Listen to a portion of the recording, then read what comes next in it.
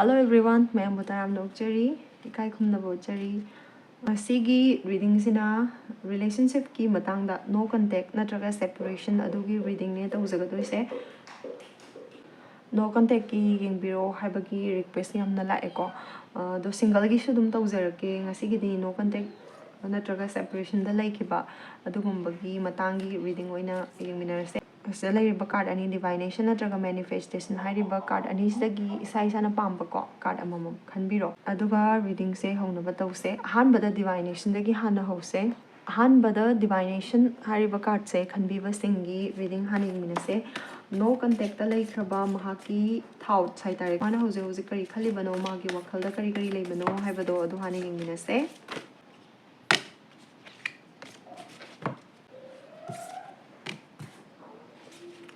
Okay, Pass of Wands ko. Adongi no contact the lady banatraga separation the lady but person ko. Hariba misakse, wakal mapung pavakara wat pa, dogum makal give me in a toiko. Di Masagi Togadava tabak to the decisions a person strongly haitareko, lepangam zedaba. Wakals mapung padaba ngaklerga, amakan ngaklerga, amakan arepa wakal laitaba, dugumba makalgi mi haitareko, adomina tawe, majority level kar nemba, adugumba makalgi mi oina tawe bako, masagi responsibilities e masakara kangba wat pai tareko, sumaina tawe, adongi personseko. Dongi personsegi Korean thought haitaragadico, ma hosi, adongi wakal jangde, magi tawam thokpa, masagi tonganba, topam mathauda haitareko, pugning jangagalay, som adongi maikaida, my own selakpagi, kanose, lay debako, my own toga, chat, Adi Shomgi, site gi my on toga lady, but don't give me success. Wakal mapung pavas nung kar wat pa mio in a tawe, though mahakna tozariba tabakto, aduda su planning to the vida tabaksedum toxan by Dareko, Adumina tawe sigi me se. Adubo, who's magi Korean thought study, adong you wakal late, magi togadava tabak atopa haitareko, aduda oina. Khallaga layeba magi hoziki wakalse karigumba thabak khara tawningbagi wakal mongonda hojik lay anau karigumba khara thiningbagi wakal ma masada fawi thabak oigera natraga mi anauba tinaningba oigera natraga topalam anau atopalam amada haitare ko chatningbagi wakal oigera mongonda sigumba wakalon kharadi karigumba khara discover tawningbagi apamba mongonda lay adubu somgi wakaldagi di mahak mai olaga adumak lay haitare ko Sine, Kemta Tawa Sabide, Kemta Nachung Bide, Yamna, Nungaina, Magi, Labam Topa, Tarang Malang, Madai Tareko, Adomina, Labadona Tawe, Sigi Wakalon Zap, Mon Lay, Huziki Oina. Tungdam Hakse, Nakoyanigi relationship say, Amu, Paraknaba, Magi Saitaki, Exen local Akadra, Hibadu Muting in a Sivako.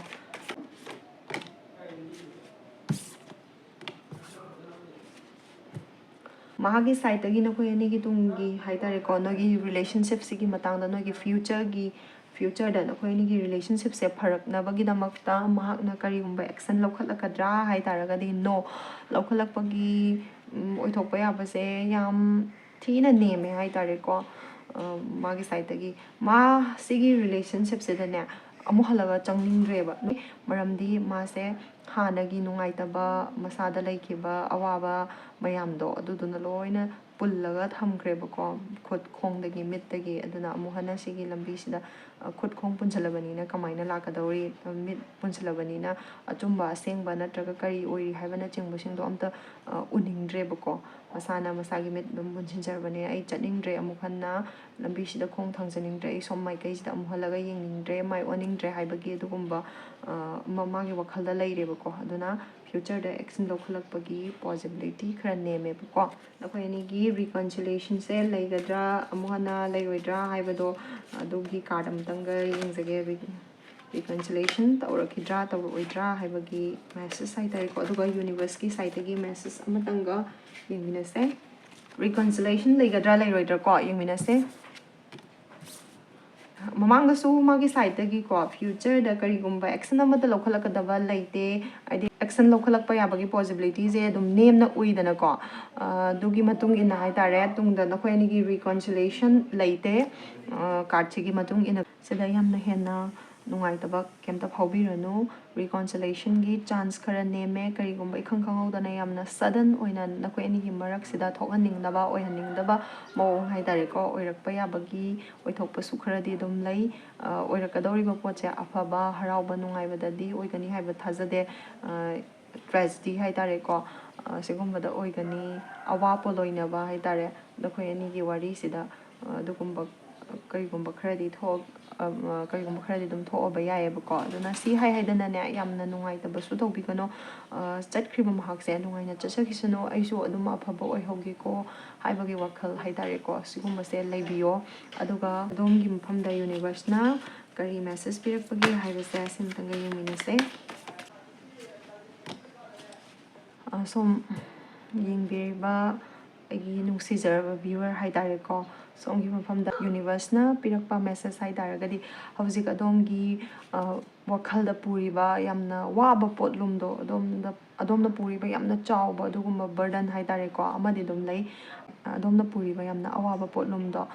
ꯑꯗꯨꯝ ꯑꯗꯣꯝꯒꯤ ꯋꯥꯈꯜꯗꯒꯤ ꯑꯣꯏꯔꯛꯄꯅꯦꯕ ꯁꯤꯗ ꯌꯥꯝꯅ ꯍꯦꯟꯅ ꯈꯟꯖꯤꯟꯕꯤꯒꯅꯣ ꯌꯥꯝꯅ ꯍꯦꯟꯅ ꯂꯨꯁꯟꯅ ꯈꯟꯕ ꯑꯗꯨꯒꯨꯝꯕꯗꯣ ꯇꯧꯕꯤꯒꯅꯣ ꯁꯨꯝ ꯈꯟꯖꯤꯜꯂꯒ ꯅꯁꯥꯅ ꯅꯁꯥꯁꯦ ꯅꯁꯥꯒꯤ ꯀꯣꯛꯊꯛꯇ ꯑꯋꯥꯕ ꯑꯔꯨꯝꯕ ꯄꯣꯠꯂꯨꯝ ꯊꯥꯡꯒꯠꯆꯔꯒ ꯌꯥꯝꯅ ꯋꯥꯅ ꯂꯩꯔꯤꯕꯒꯤ ꯃꯑꯣꯡꯗꯣ ꯑꯗꯨꯗꯣ ꯊꯥꯗꯣꯛꯄꯤꯔꯣ ꯑꯗꯨꯒꯤ ꯃꯍꯨꯠꯇ ꯑꯗꯣꯝꯒꯤ ꯇꯧꯒꯗꯕ ꯊꯕꯛ ꯍꯥꯏꯇꯥꯔꯦꯀꯣ ꯑꯗꯣꯝꯗ ꯑꯣꯏꯅ ꯃꯥꯏ ꯑꯣꯟꯁꯤꯜꯂꯒ ꯑꯗꯣꯝꯗ ꯑꯣꯏꯅ ꯐꯖꯅ ꯄꯨꯛꯅꯤꯡ ꯆꯪꯅ ꯊꯕꯛꯁꯦ ꯇꯧꯔꯣ ꯑꯗꯨ ꯑꯣꯏꯇꯥꯔꯒꯗꯤ ꯊꯕꯛꯇꯨꯗꯁꯨ ꯁꯣꯏꯗꯅ ꯃꯥꯏ ꯄꯥꯛꯑꯅꯤꯗꯅꯀꯣ ꯑꯗꯨꯒ ꯉꯁꯤ ꯑꯗꯣꯝꯅ ꯋꯥꯔꯤꯕꯁꯦ ꯃꯤꯗꯨꯒ ꯃꯔꯤ ꯂꯩꯅꯅ ꯑꯋꯥꯕ ꯅꯨꯡꯉꯥꯏꯇꯕ ꯃꯌꯥꯝ ꯈꯟꯖꯤꯜꯂꯒ ꯑꯩꯉꯣꯟꯗ ꯀꯣꯛ ꯁꯥꯔꯤꯕ ꯃꯊꯥ ꯁꯥꯔꯤꯕ ꯃꯌꯥꯝꯁꯦ ꯁꯤ ꯄꯔꯃꯤꯅꯦꯟꯠ ꯑꯣꯏꯅ ꯑꯗꯣꯝꯅ ꯋꯥꯒꯗꯕ ꯅꯠꯇꯦꯕ ꯇꯦꯝꯄꯔꯔꯤ ꯃꯇꯝ ꯈꯔ ꯈꯛꯇꯒꯤ ꯑꯣꯏꯕ ꯑꯋꯥꯕꯅꯦꯕ ꯌꯨꯅꯤꯚꯔꯁꯀꯤ ꯁꯥꯏꯠꯇꯁꯨ ꯊꯥꯖꯕ ꯊꯝꯕꯤꯌꯣ ꯑꯗꯣꯝꯒꯤ ꯑꯋꯥꯕꯁꯦ ꯁꯣꯏꯗꯅ ꯀꯣꯛꯀꯅꯤ ꯁꯨꯝ ꯈꯟꯖꯤꯜꯂꯤꯕ ꯃꯈꯩ ꯅꯪꯒꯤ ꯁꯤꯆꯨꯋꯦꯁꯟꯁꯦ ꯍꯦꯟꯅ ꯇꯐ ꯑꯣꯏꯕ ꯍꯦꯟꯅ ꯂꯨꯁꯟꯕ ꯑꯗꯨꯝ ꯍꯦꯜꯂꯛꯀꯅꯦꯕꯀꯣ ꯑꯗꯨꯅ ꯑꯗꯨꯝ ꯆꯠꯆꯈ꯭ꯔꯁꯅꯨ ꯑꯗꯣꯝꯒꯤꯁꯨ ꯐꯅꯅꯕ ꯍꯥꯏꯇꯥꯔꯦꯀꯣ ꯑꯗꯨꯃꯥꯏꯅ ꯑꯣꯏꯅ ꯈꯟꯕꯤꯌꯣꯅ ꯍꯥꯏꯌꯦ ꯁꯤꯅꯦ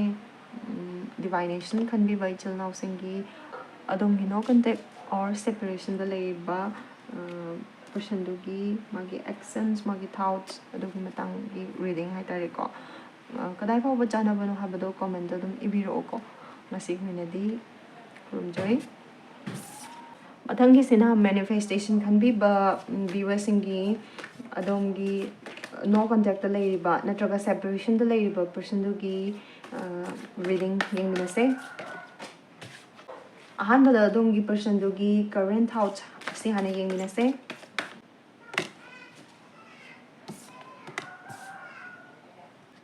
ꯑꯗꯣꯝꯒꯤ ꯅꯣ ꯀꯟꯇꯦꯛꯇ ꯂꯩꯔꯤꯕ ꯄꯔꯁꯟꯁꯦ ꯌꯥꯝꯅ ꯒ꯭ꯌꯥꯟ ꯂꯧꯁꯤꯡ ꯂꯩꯕ ꯋꯥꯈꯜ ꯌꯥꯝꯅ ꯃꯨꯟꯅ ꯐꯖꯅ ꯈꯟꯊꯕ ꯉꯝꯕ ꯑꯗꯨꯒꯨꯝꯕ ꯃꯈꯜꯒꯤ ꯃꯤ ꯑꯣꯏꯅ ꯇꯧꯋꯤꯀꯣ ꯍꯧꯖꯤꯛꯀꯤ ꯃꯍꯥꯛꯀꯤ ꯀꯔꯦꯟ ꯊꯥꯎꯠꯁ ꯍꯥꯏ ꯇꯥꯔꯒꯗꯤ ꯃꯍꯥꯛꯁꯦ ꯃꯥꯅ ꯇꯧꯒꯗꯕ ꯃꯥꯒꯤ ꯗ꯭ꯔꯤꯝꯁꯀꯣ ꯁꯤꯒꯨꯝꯕꯗ ꯑꯣꯏꯅ ꯐꯖꯅ ꯑꯦꯇꯦꯟꯁꯟ ꯄꯤꯔꯒ ꯂꯩꯔꯦꯕ ꯑꯗꯣꯝ ꯅꯥꯀꯟꯗ ꯑꯣꯏꯅ ꯐꯣꯀꯁ ꯇꯧꯔꯒ ꯂꯩ ꯍꯥꯏꯔꯤꯕ ꯃꯤꯁꯛꯁꯦꯀꯣ ꯑꯗꯣꯝꯕꯨ ꯈꯟꯗꯕ꯭ꯔꯥ ꯍꯥꯏꯔꯒꯁꯨ ꯈꯟꯗꯤ ꯈꯜꯂꯦ ꯑꯗꯣꯝꯒꯤ ꯋꯥꯈꯜ ꯍꯧꯖꯤꯛ ꯑꯗꯨꯝ ꯃꯥꯒꯤ ꯋꯥꯈꯜꯗ ꯐꯥꯎꯔꯤꯀꯣ ꯑꯗꯣꯝꯒꯤ ꯃꯇꯥꯡꯗꯁꯨ ꯑꯗꯨꯝ ꯐꯥꯎꯏ ꯑꯗꯨꯕꯨ ꯑꯌꯥꯝꯕꯅ ꯃꯍꯥꯛꯁꯦ ꯃꯥꯒꯤ ꯄꯥꯟꯗꯝ ꯑꯃ ꯄꯨꯟꯁꯤꯗ ꯊꯝꯃꯤꯕ ꯄꯥꯟꯗꯝꯗꯣ ꯑꯗꯨ ꯐꯪꯗꯕ ꯌꯥꯗꯦ ꯈꯜꯂꯒ ꯑꯗꯣꯝꯗ ꯑꯣꯏꯅ ꯃꯥꯏ ꯑꯣꯟꯁꯤꯟꯕ ꯑꯗꯣꯝꯗ ꯑꯣꯏꯅ ꯈꯟꯕꯗꯣ ꯑꯗꯨ ꯑꯣꯏꯅ ꯈꯜꯂꯒ ꯂꯩꯌꯦꯕ ꯍꯧꯖꯤꯛꯀꯤ ꯑꯣꯏꯅꯀꯣ ꯑꯗꯣ ꯅꯈꯣꯏ ꯑꯅꯤꯁꯦ ꯁꯤꯒꯤ ꯇꯨꯡꯒꯤ ꯐ꯭ꯌꯨꯆꯔꯗꯀꯣ ꯃꯍꯥꯛꯅ ꯑꯦꯛꯁꯟ ꯂꯧꯈꯠꯂꯛꯀꯗ꯭ꯔꯥ ꯅꯠꯇ꯭ꯔꯒ ꯂꯧꯈꯠꯂꯣꯏꯗ꯭ꯔꯥ ꯍꯥꯏꯕꯗꯣ ꯑꯗꯨꯒꯤ ꯑꯃꯨꯛ ꯌꯦꯡꯃꯤꯟꯅꯁꯦꯀꯣ ꯃꯥꯒꯤ ꯁꯥꯏꯠꯇꯒꯤ ꯀꯔꯤ ꯑꯦꯛꯁꯟ ꯂꯧꯈꯠꯂꯛꯄ ꯌꯥꯏ ꯍꯥꯏꯕꯗꯨ ꯑꯃꯨꯛ ꯌꯦꯡꯃꯤꯟꯅꯁꯦ ꯌꯦꯡꯁꯦ ꯃꯍꯥꯛꯀꯤ ꯁꯥꯏꯠꯇꯒꯤ ꯑꯦꯛꯁꯟ ꯂꯧꯈꯠꯂꯛꯀꯗ꯭ꯔꯥ ꯅꯠꯇ꯭ꯔꯒ ꯂꯧꯈꯠꯂꯣꯏꯗ꯭ꯔꯥ ꯌꯦꯁ